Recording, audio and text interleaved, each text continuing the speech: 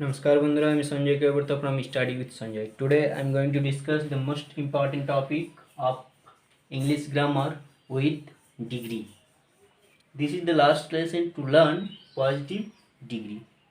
Okay guys, so অর্থাৎ সুপারলিভ থেকে positive যাওয়ার আমাদের দুটি কী রয়েছে রুল রয়েছে। এই দুটি রুল যদি আমরা ঠিকঠাক বুঝে যাই তাহলে যেমনই পজিটিভ ডিগ্রি বলুক কখনোই আমাদের সেটা ভুল হবে। Okay let's learn.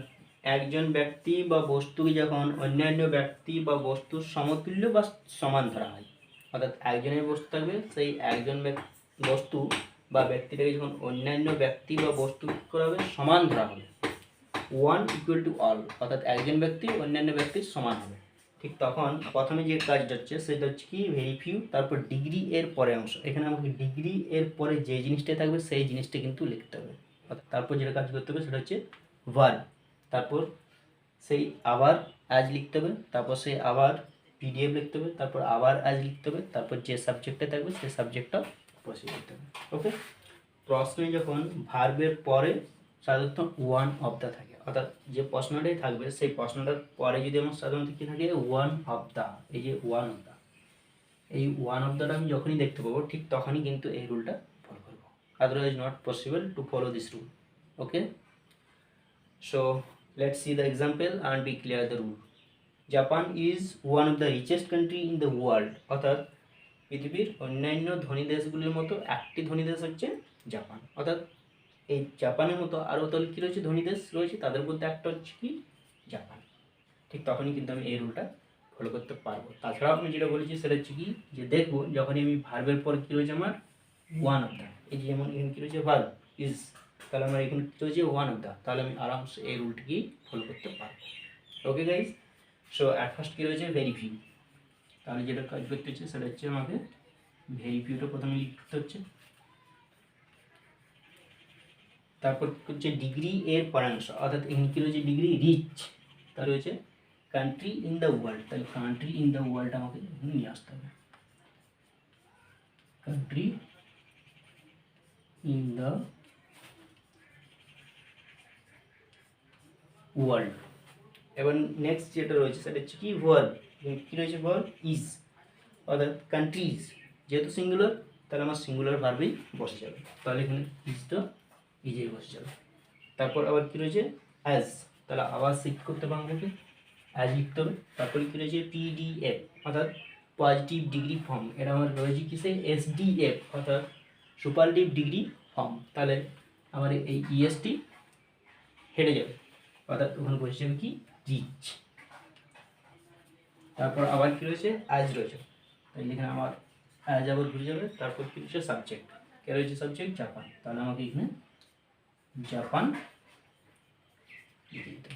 Okay guys, I think I'm clear. Okay, coming to next example and be clear the rule more and more. Okay guys, so next the example যেটা আমি লিখেছি সেটা হচ্ছে কি Rima is one of the most beautiful girls in the village, অর্থাৎ রিমা হয় ভিলেজের অন্যান্য মেয়েদের চেয়ে একটা সুন্দরতম মেয়ে, অর্থাৎ এখানে বোঝা যাচ্ছে যে রিমার মতো তারা আরও রয়েছে আমার সুন্দর মেয়ে রয়েছে, তাদের মধ্যে একটা হচ্ছে কি রিমা।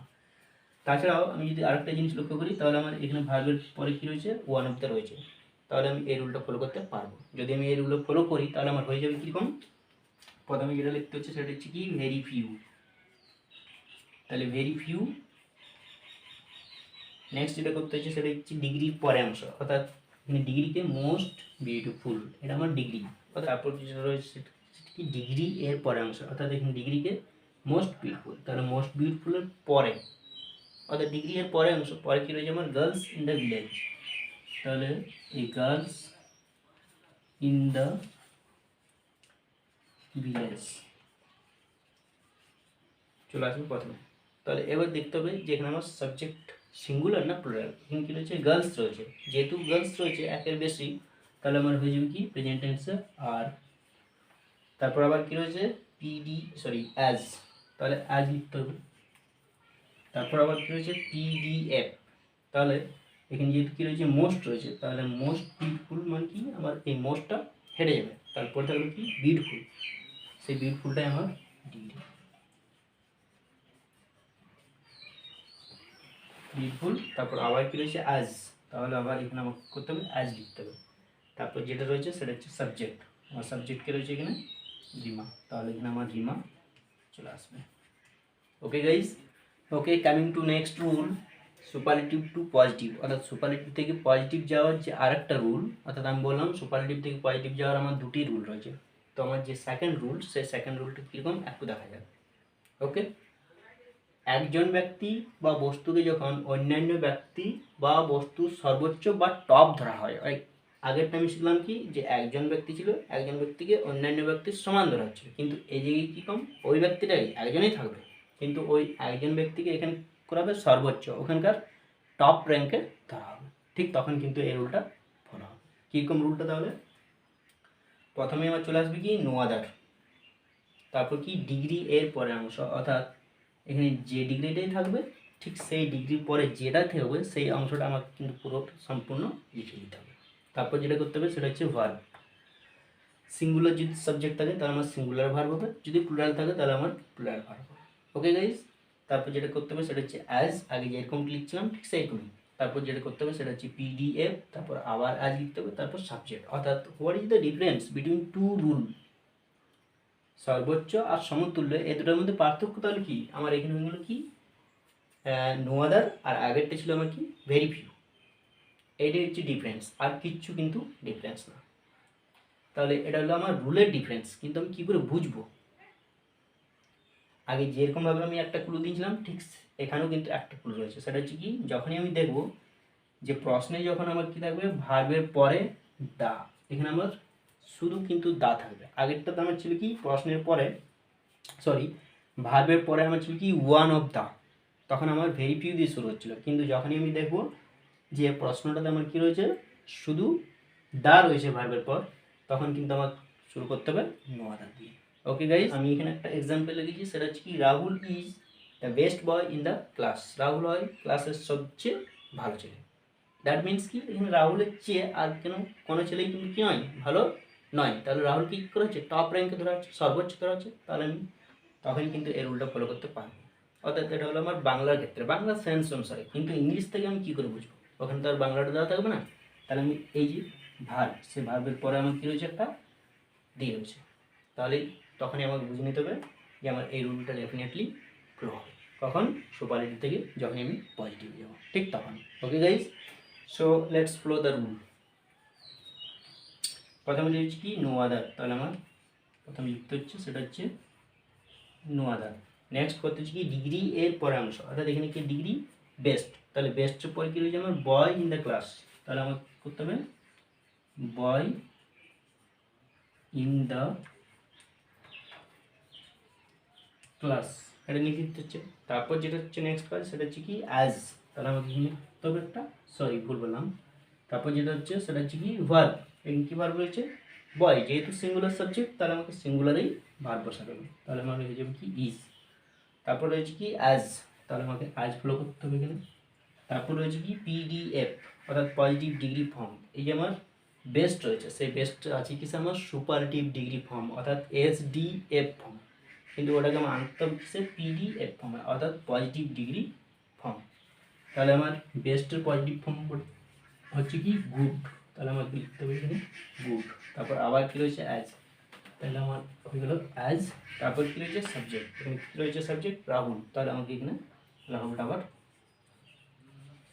লিখে দিতে হবে। ক্লিয়ার গাইস, আমি আবার একটা এক্সাম্পল লিখেছি, সেটা হচ্ছে কি Dhoni is the most famous player in India, অর্থাৎ ধোনি হলো ভারতবর্ষের খ্যাততম প্লেয়ার, তার মানে কি এখানে বোঝা যাচ্ছে যে ধোনির মতো আর কোনো প্লেয়ার কি নেই, বিখ্যাত নেই, ফেমাস নেই, তাহলে ধোনি পুরো সবচেয়ে টপ, তাহলে আমার তখনই কিন্তু এই রুলটা ফলো হবে। আদারওয়াইজ এটা যদি না বোঝা যাচ্ছে তাহলে আমি আরেকটা ফলো দিয়েছি, সেটা হচ্ছে ইংলিশ থেকেই বোঝা যাবে, সেটা হচ্ছে কি যে ভার্বের পরে যখন আমি করতে পারবো সুপারলেটিভের দা দেখতে পাবো, ঠিক তখনই কিন্তু আমার করতে হবে এই রুলটা ফলো করতে হবে। তাহলে এই রুলটা যদি আমি ফলো করি তাহলে হয়ে যাবে কি প্রথমে আমার করতে হচ্ছে নো আদার লিখতে হচ্ছে, তাহলে নো আদার প্লাস কী রয়েছে ডিগ্রি এর পরে অংশ, অর্থাৎ এখানে ডিগ্রি কে রয়েছে আমার মোস্ট ফেমাস, তাহলে ফেমাসের পরে যে জিনিসটা সেটা হচ্ছে ডিগ্রির পরে অংশ, অর্থাৎ প্লেয়ার প্লেয়ার ইন ইন্ডিয়া। যেহেতু আমার এখানে প্লেয়ার রয়েছে তাহলে আমার হয়ে যাবে কি ইজ, তারপরে কি রয়েছে অ্যাজ রয়েছে, তাহলে আবার আমাকে কী করতে হবে, এখানে অ্যাজ লিখতে হবে। তারপর যেটা রয়েছে সেটা হচ্ছে পিডিএফ অর্থাৎ পজিটিভ ডিগ্রি ফর্ম। এখানে এই যে মোস্ট ফেমাস, যেহেতু এটা সুপারটিভ ফর্ম সেই জন্য আমার আগে মোস্ট বসছে, তাহলে আমি যখন পজিটিভে যাব অর্থাৎ পিডিএফে যাব তখন আমার মোস্টটাকে বাদ দিতে হবে, তাহলে আমার থাকছে কি ফেমাস, তাহলে ফেমাস লিখতে হচ্ছে এখানে। তারপর আবার কী রয়েছে আমার অ্যাজ, তাহলে আবার একটা আমার কী করতে হবে, এখানে অ্যাজ লিখতে হবে। তারপর যেটা রয়েছে সাবজেক্ট, এখানে রয়েছে সাবজেক্ট ধ্বনি, তাহলে আমাকে এখানে ধ্বনিটা। So this is the discussion of degree about superlative to positive, অর্থাৎ সুপারলেটিভ থেকে পজিটিভে যাওয়ার যে নিয়ম, সেই নিয়ম কিন্তু আমি তোমাদেরকে এক্সাম্পল সহ কিন্তু আলোচনা করে দিলাম। I think I am clear and I think you will earn a lot of experience from this lesson. Okay guys, so if you enjoy this lesson and learn something from this lesson, then go share and go like. Take care and bye.